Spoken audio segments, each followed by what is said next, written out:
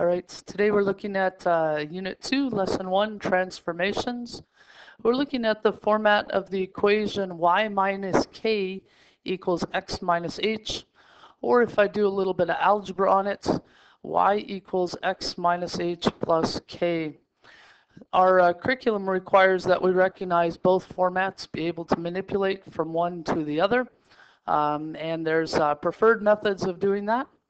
The K values will refer to vertical translations, and the H values will refer to horizontal translations.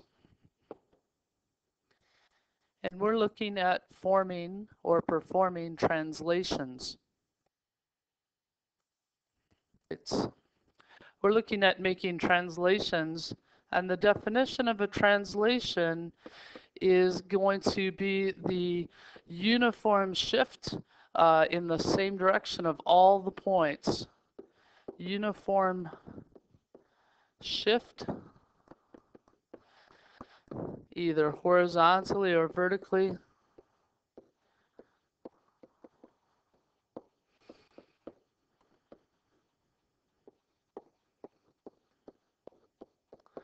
by the same amount.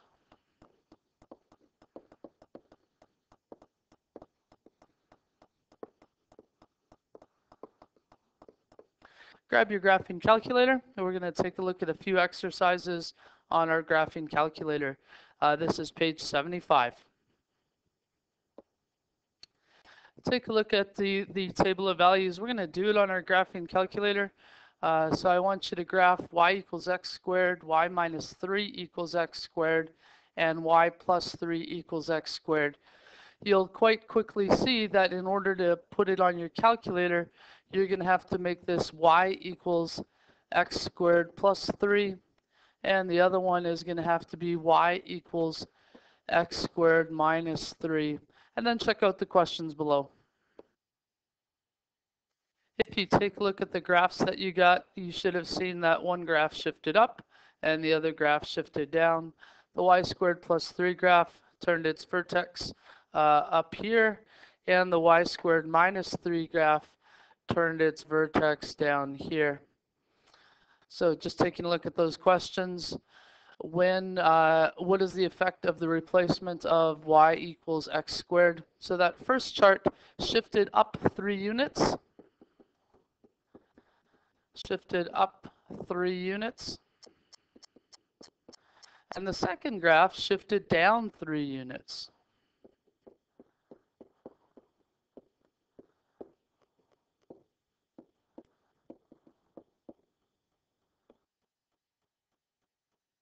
We're going to have lots of opportunities to look at vertical translations, and one thing that you should have seen from the graphs we've built and also your grade 11 experience is what happens in question D here.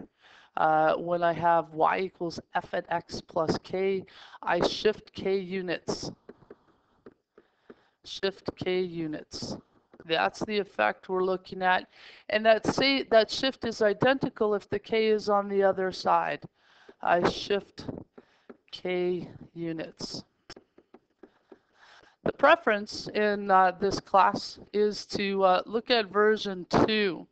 That's going to be our preference, so that we understand that the k is associated with a y translation.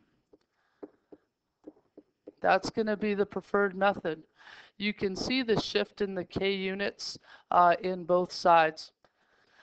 If I go to E, compared to the graph of y equals f at x, the graph of y minus k results in a vertical shift, vertical translation.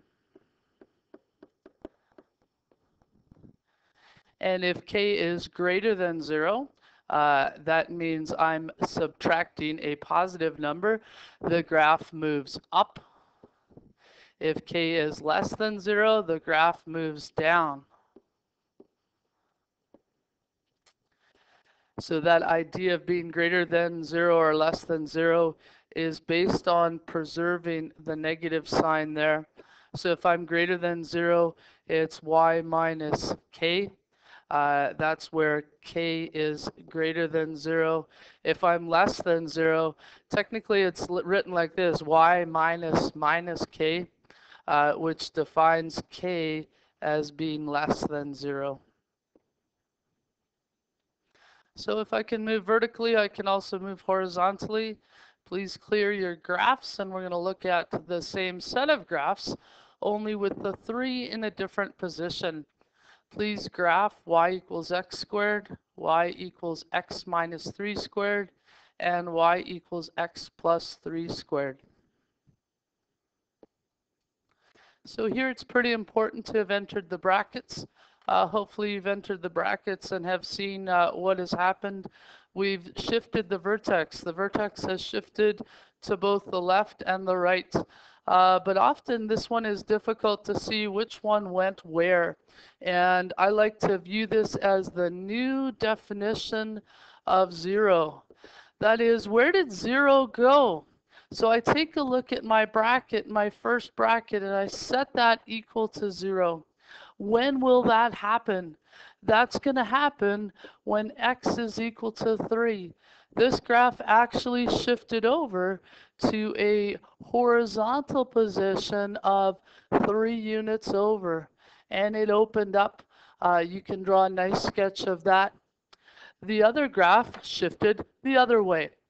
Y plus 3, my new definition of 0, is actually a shift that is towards the left. It shifts towards the left to the position of minus 3. So this translation is more conveniently remembered as shifting to the opposite side. So when I see x minus 3, it was a horizontal shift. It was a horizontal shift that went right. And when it's x plus 3, it's a horizontal shift that went left.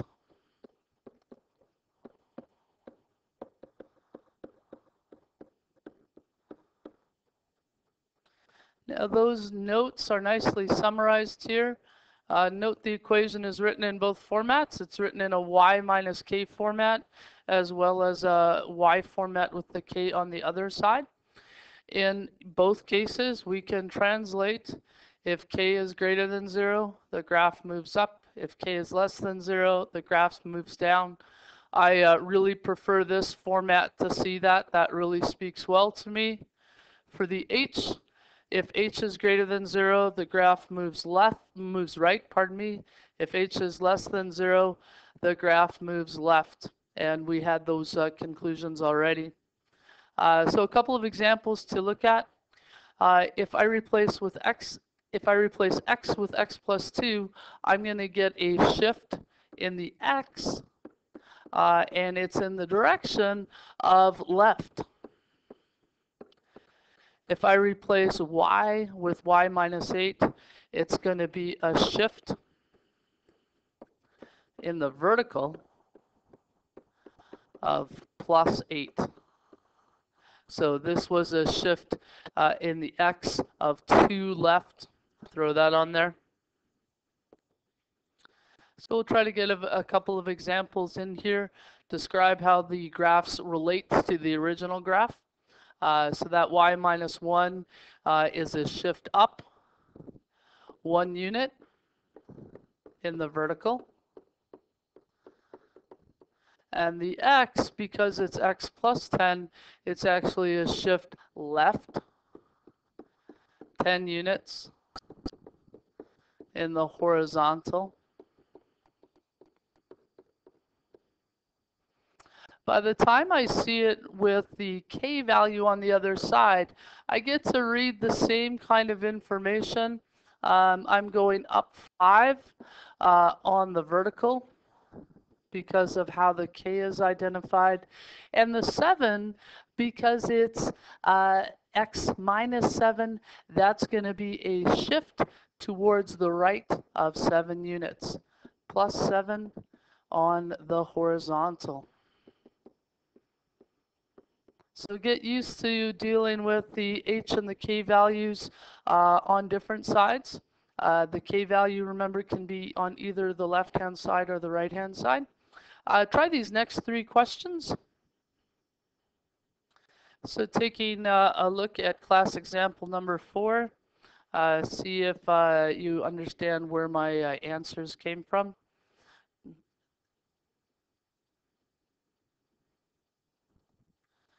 Now we'll try applying our translation information to the graph. So I'm going to focus on graph B, where I see that the y value is a +2. The +2 is going to mean a shift of 2 down. And the identifier of +3 is going to be a shift of 3 to the left. So every point on my graph has to do that. Every point has to move 2 down and 3 to the left. Let's try that out.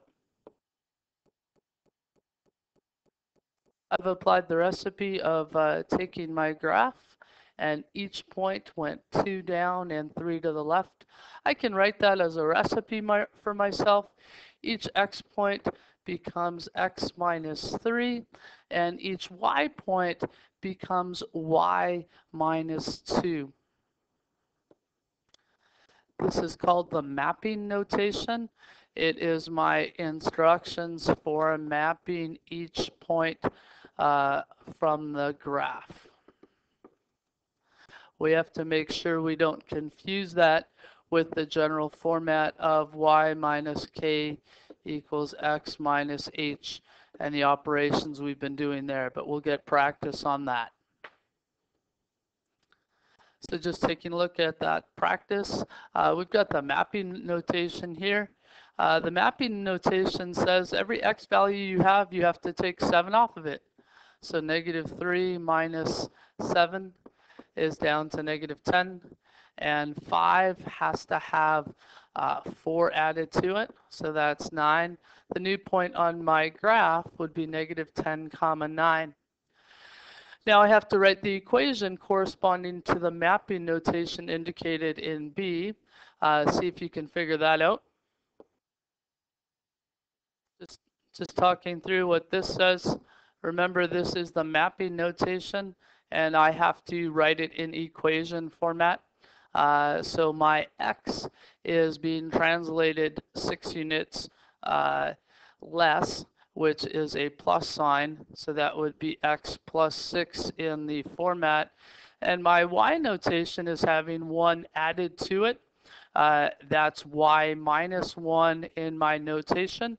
And putting the f at x back would be good.